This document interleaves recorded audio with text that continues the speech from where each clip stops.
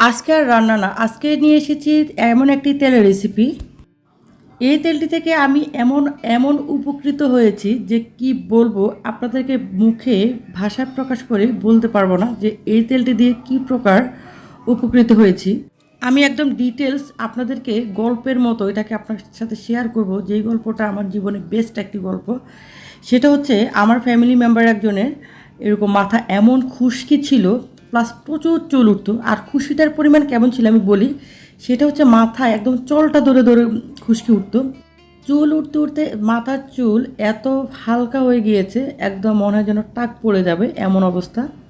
তো আমাদের এক প্রতিবেশীর মানে আন্টির একটা মেয়ে মাথায় প্রচুর চুল উঠতো আর একদম চুল লম্বা হতো না। তখন কিন্তু আমি এই তেলটা ওনাকে বানিয়ে দিয়েছিলাম স্পেশালি। তো এত উপকার পেয়েছে যে কি বলবো, রিভিউ পেয়েছিলাম, মানে উনি বলেছে যে এত উপকার পেয়েছে যে কি বলবো। আপনারা ভাববেন না আমি আবার সেল করি, সেল না, আমি জাস্ট তেলটা থেকে অনেক উপকার পেয়েছি এই জন্য বানিয়ে দিয়েছিলাম। তো এখানে চলে যাচ্ছি আমি বানানোর প্রসেসিংয়ে। এখানে একটি পাতিলে আমি দিয়েছি 1.5 কাপ তেল। আপনারা আপনাদের পরিমাণ অনুযায়ী বানিয়ে নেবেন। এখানে আমি 1.5 কাপ তেল নিয়েছি সরিষার তেল, একদম খাঁটি সরিষার তেল নিয়েছি। এখানে আমি 1.5 কাপ তেলের জন্য নিয়েছি 1 টেবিল স্পুন মেথি। তো আপনারা আপনাদের পরিমাপ অনুযায়ী নেবেন। এখানে আমি আবার বলছি 1.5 কাপ তেলের জন্য নিয়েছি 1 টেবিল স্পুন মেথি নিয়ে এখন এটাকে আবার কিছুক্ষণ একদম চুলাটাকে মিডিয়াম টু লো হিটে রাখবো। রেখে এটাকে কিছুক্ষণ জাল দিয়ে নিব, মানে 5 থেকে 6 মিনিটের মতো জাল দিয়ে নিব। সরিষার তেলটা কিন্তু একটু ভারী হয়ে থাকে, তো এটা কিন্তু সবগুলো উপকরণ দিলে এগুলো আস্তে আস্তে কিন্তু অনেকটা পাতলা হয়ে যায়। তো আমি এটা কিন্তু সরিষার তেল দিয়ে করছি, আপনারা চাইলে নারিকেল তেল দিয়ে করতে পারেন বা যে কোনো ধরনের তেল দিয়ে, অলিভ অয়েল দিয়ে করতে পারেন। তো আমি এখানে যেহেতু খাঁটি সরিষার তেল দিয়ে করছি।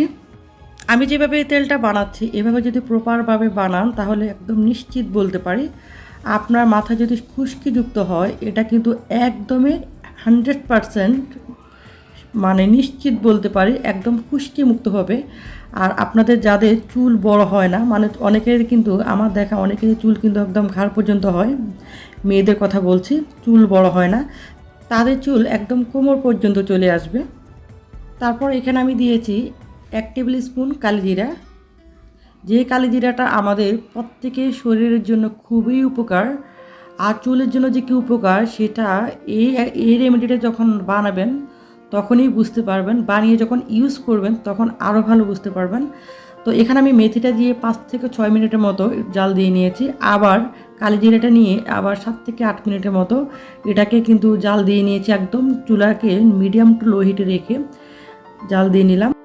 জাল দিতে দিতে এটা দেখবেন এটা খুব সুন্দর একটা ফ্লেভার ছড়াবে, আপনার একদম পুরো ঘরে খুব সুন্দর একটা ফ্লেভার ছড়াবে। যাদের চুলের বিভিন্ন সমস্যা আছে, যেই কোনো ধরনের সমস্যা, জাস্ট একবার এই তেলটা বানিয়ে দেখুন। আপনি যদি মনে করেন আপনি এই তেলটা বানিয়ে উপকৃত হবেন তাহলে অবশ্যই এই ভিডিওটা একদম ফার্স্ট থেকে লাস্ট পর্যন্ত স্কিপ করবেন না, সম্পূর্ণ ফলো করবেন। সম্পূর্ণ ফলো করলে এটা কিন্তু একদম প্রপারলি বানাতে পারবেন, তেলটা একদম পারফেক্টলি তেলটা বানাতে পারবেন আর আপনি উপকৃত হবেন। এখানে আমি নিয়েছি 2টো পেঁয়াজ।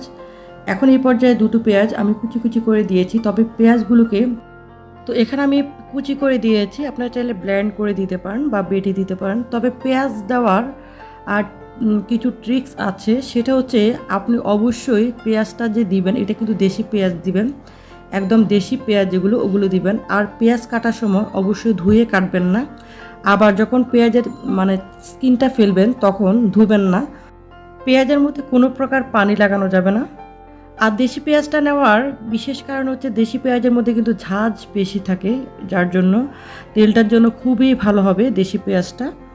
আপুদেরকে বলছি যাদের হাজব্যান্ডের মানে মাথায় টাক, তারা কিন্তু এই তেলটা ইউজ করলে অনেক উপকার পাবেন। জাস্ট একবার আমার ওয়েতে মানে একদম প্রপার ওয়েতে একবার বানিয়ে দেখুন। তো এখানে আমি 1.5 কাপ তেল নিয়েছি, 1.5 কাপ আমার 2 সপ্তাহ যাবে, মানে 2 সপ্তাহ ইউজ করার জন্য আমি এখানে বানিয়েছি। আপনারা চাইলে আপনাদের পরিমাণ অনুযায়ী বানিয়ে নিতে পারেন। পেঁয়াজ দেওয়ার পরে চুলাটাকে মিডিয়াম টু লো হিটে রেখে যখন ব্রাউন কালার হয়ে গিয়েছে তখন আমি চুলাটাকে অফ করে দিয়েছি। এখন আমি ঠান্ডা করে জাস্ট একটা ছাঁকনি দিয়ে ঢেলে নিব, মানে ছেঁকে নিব।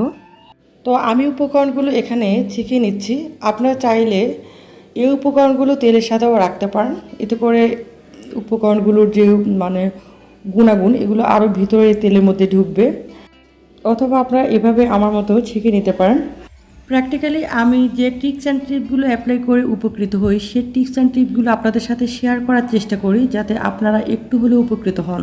একদম ফার্স্টে এই তেল থেকে খুশকি মুক্ত হবেন, চুল লম্বা হবে, টাক হবে না, টাক মুক্ত হবেন, সফট হবে চুল। যে উপকারটা আমি পেয়েছি, আশা করছি আজকের ভিডিওটা আপনাদের কাছে অনেক অনেক ভালো লাগবে। যাদের চুলের সমস্যা আছে তাদের জন্য এরকম আরও উপকারী সুন্দর সুন্দর টিপস পেতে আমার চ্যানেলটি সাবস্ক্রাইব করে পাশে থাকবেন, আর নোটিফিকেশন বেল আইকনটি অল করে দিবেন।